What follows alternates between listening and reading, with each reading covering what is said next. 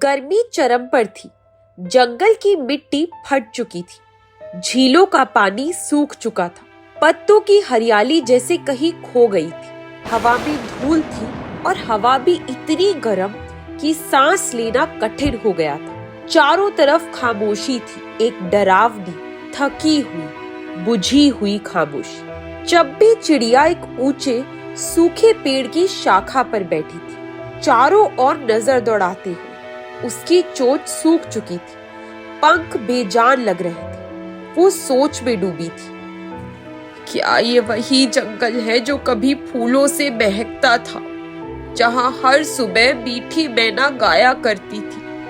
कहाँ गया वो जीवन, कहाँ गए वो गीत? इतने में मीठी मैना पास आकर बैठती है। उसके पंख भी मुरझाए हुए। उसकी आवाज में पहले जैसी मधुरता नहीं रही। वो धीरे से गुनगुनाती है, जल बिन जीवन सूना रे, ना गूंज गीत ना छेड़े तान। वो थोड़ी देर रुकती है, फिर भावुक होकर कहती है, चंपी, मेरे सुर अब सूखते जा रहे हैं। गला इतना सूखा है कि गीत का एक स्वर भी नहीं निकलता। बच्चे भूख से बिलखते हैं और मैं सिर्फ आंखें मूंद कर बैठ जाती हूँ। चंपी की आंखें भर आती। तुम्हारा गीत इस जंगल की आत्मा था। अगर वो भी खामोश हो गया तो समझो जंगल की आत्मा भी चुप है। उसी समय कालू कौवा उड़ता हुआ आता है और पास की शाखा पर उतरता है। उसके चेहरे पर चिंता साफ झलक रही थी। मैंने पूरा जंगल देखा, कहीं भी पानी की एक बूंद नहीं, ना छोटे तालाब बचे, ना झीलें। जंगली बकरी के बच्चे पास ही मरे पड़े, वो प्यासे थे, पेड़ गिरते जा रहे। मीठी मैना घबरा कर पूछती है, क्या सचमुच कोई उम्मीद नहीं बची?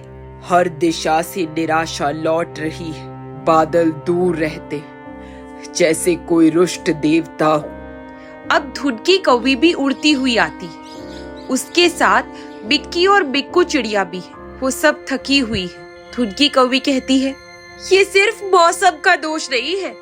हम सबने भी पेड़ों की कदर करना छोड़ दिया। कितनी बार जंगल साफ किया गया, झीलों को गंदा किया गया। शायद धरती माँ हमसे नाराज है। बिक्की भी धीरे से कहती है, मैंने अपने घोंसले में अंडे दिए थे, पर अब डर लगता है। क्या मेरे बच्चे जन्म लेने के बाद जीवित रह पाएंगे? बिक्कू भी डरते हुए कहता है, अगर पानी नहीं रहा तो हम उड़ भी नहीं पाएंगे। पंख तो तब खुलते हैं जब जीवन में हवा और जल हो। चंपी चिड़िया इन सब की बातें सुनते हुए ठंडी सांस भरती है। वो फिर नीचे की ओर देखती है, जहाँ खरगोश बहन अपने बच्चों के साथ थकी बैठी थी। चंपी चिड़िया संयम रखते हुए कहती है, हमें कुछ करना होगा। हम यूं हार नहीं मान सकते। जंगल का हर जीव हमारी ओर देख रहा है। मीठी मैना कहती है, लेकिन क्या कर सकते हैं हम तो सिर्फ पक्षी हैं। न बादल बुला सकते हैं, न धरती फोड़ सकते हैं। लेकिन हम बुला सकते हैं महासमझ उल्लू को। वो सब जानते हैं। अगर कोई तरीका है इस जंगल को बचाने का तो शायद वही बता सकते। तो देर किस बात की, हम तुरंत पंचायत बुलाएंगे। महासमझ उल्लू, गोपू, बोर महाराज, हाथी सेठ, सबकी राय लेंगे। हाँ, हमें होना होगा। अब समय नहीं है एक दूसरे से शिकायत करने का। ये पूरे जंगल की परीक्षा है। जैसे ही सूरज और ऊंचा चढ़ा, सबने मिलकर ठान लिया कि अब कुछ करना ही होगा। नहीं किया तो अगली सुबह शायद कोई भी ना देख पाए। सूरज आसमान में चढ़ता रहा, लेकिन जंगल के भीतर एक नई हलचल शुरू हो चुकी थी। पक्षियों ने संदेश फैला दिए थे। आज दोपहर जंगल की बड़ी पंचायत मोर महाराज के दरबार में होगी। धूप में तपते हुए भी सभी जानवर अपने अपने झुंड के साथ निर्धारित जगह पर एकत्र हो रहे थे। ये वही स्थान था जहां हर साल वर्षा ऋतु के स्वागत का उत्सव मनाया जाता था। लेकिन आज वहां ना तो पानी था, ना उल्लास, ना संगीत, बस चिंता, थकान और एक आशा। मंच के बीच में विशाल पीपल का सूखा वृक्ष था, जिसके नीचे एक ऊंचा पत्थर रखा गया था। यही मोर महाराज का आसन था। चारों ओर वृत्त में सब जानवर और पक्षी बैठने लगे। सुर की धीमी लहरियों के साथ मीठी मैना एक बार फिर मंच के पास आती है और नम्र स्वर में बोलती है। जंगल का जीवन तिनकों की तरह बिखर रहा है। पेड़ों की आत्मा रो रही है। झीलें हमसे मुंह मोड़ चुकी है। लेकिन आज हम सब यहाँ इसलिए हैं कि हम एक समाधान खोज सके, एक ऐसा उपाय जिससे ये सूखा डरावना सपना ना रहे। तभी मंच के दाईं ओर से मोर महाराज धीरे धीरे कदम रखते हुए आते हैं। उनका राजसी पंख अब पहले सा चमकदार नहीं रहा, लेकिन उनकी चाल में वही गरिमा थी। प्रिय साथियों, मैं जानता हूँ कि तुम सब थक चुके हो, पराजित महसूस कर रहे, लेकिन ये वो समय है जब जंगल को तुम्हारी एकता चाहिए, तुम्हारी प्रार्थना, तुम्हारा विश्वास। इसलिए मैंने आज महासमझ उल्लू को भी आमंत्रित किया है। सबका ध्यान अब वृक्ष की शाखाओं पर जाता है। वहां बैठे हैं महासमझ उल्लू, अपनी आंखें आधी मूंद कर, जैसे ध्यान में हो। मोर महाराज इशारा करते। महासमझ उल्लू धीरे लेकिन गूंजते स्वर में कहते, सूखा केवल बादलों की नाराजगी नहीं है, ये जंगल की आत्मा का श्राप है।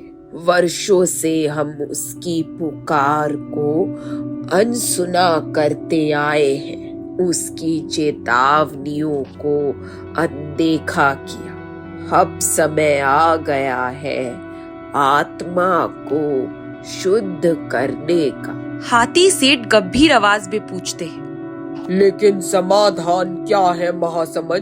केवल पश्चाताप से तो पानी नहीं आएगा, हमें कर्म चाहिए, उपाय चाहिए। एक उपाय है, एक पुरातन परंपरा जिसे अब भूल चुके हैं हम सब, गजराज अनुष्ठान। भीड़ में हलचल होती है।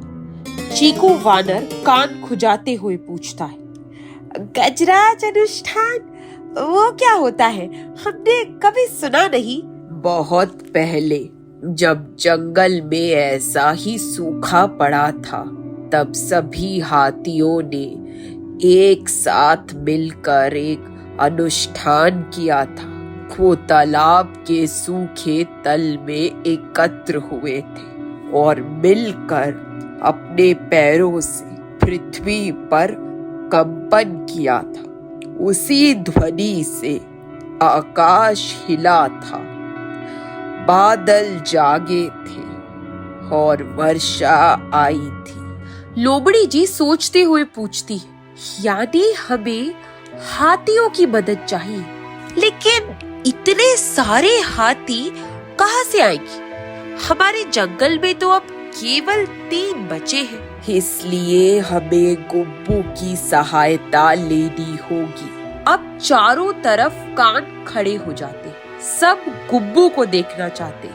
तभी एक विचित्र रंगीन सी चिड़िया झाड़ियों से बाहर निकलती। गुब्बू, उसके पंख जैसे इंद्रधनुष और आंखें जैसे समय के पार देखती। वो धीरे से मुस्कुरा कर कहता है, मैं जानता था तुम सब मुझे याद करोगे। जंगल की आत्मा ने मुझे पहले ही संकेत दे दिया था। मीठी मैना आश्चर्य से पूछती है, गुब्बू क्या तुम सचमुच रास्ता जानती हो?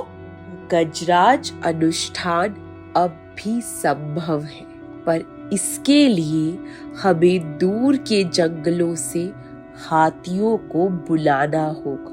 ये यात्रा होगी कठिन, लंबी और खतरों से भरी, लेकिन यदि सफल हुई तो ये जंगल फिर हरा हो जाएगा। चंपी चिड़िया साहस से पूछती, तो हम जाएंगे, हम ढूंढेंगे वो हाथी, चाहे कितनी भी दूर क्यों ना जाना पड़े। बिक्की चिड़िया भी कहती, चलो फिर से जंगल को जीवन दे, फिर से हरियाली गाए। महासमझ उल्लू कहते, यात्रा भी शुरू हुई है और अंत में जल नहीं आत्मा बहेगी। इस प्रकार जंगल की पंचायत समाप्त हुई, लेकिन एक नई शुरुआत के साथ। सूखा जंगल अब आशा से भीगने लगा था। पक्षियों की आंखों में फिर से चिंगारी थी और पंखों में दिशा।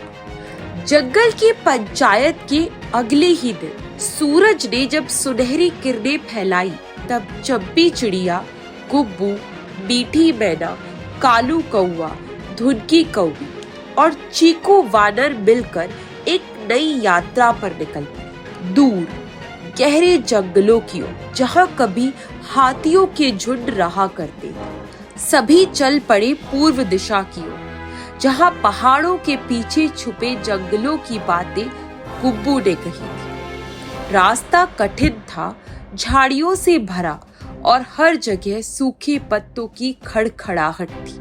चंपी चिड़िया ऊपर उड़ते हुए कहती, गुब्बू, तुमने कहा था कि हाथी वहाँ मिलेंगे जहाँ आकाश का रंग लाल हो जाता है। ये जगह तो वैसी नहीं लग रही। क्या हम सही दिशा में जा रहे हैं?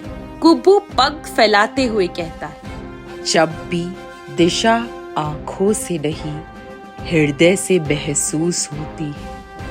जिन जंगलों में आत्मा अभी भी जगी है, वही हमें संकेत मिलेगा। लेकिन तुम्हें एक रहस्य बताना है। मीठी मैना चौंक कर पूछती है, रहस्य?